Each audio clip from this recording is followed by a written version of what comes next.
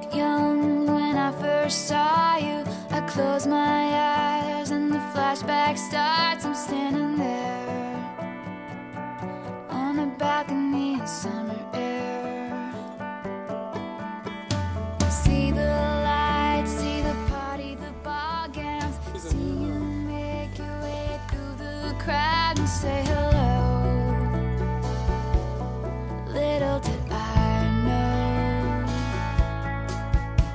that you were Romeo, you were throwing pebbles, and my daddy said stay away from Juliet, and I was crying on the staircase, begging you please don't go. And I said, Romeo, take me somewhere we can be alone. I'll be waiting. All there's left to do is I'll be the prince. I'll be the princess. It's a love story, baby. Just say yes.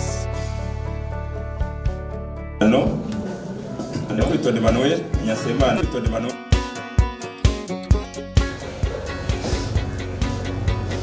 You're on the phone with your girlfriend. She's upset. She's going off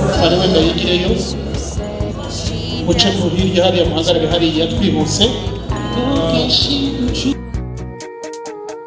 I'm in the room. It's a typical Tuesday night. I'm listening to the kind of music she doesn't like, and she'll never know your story like I do.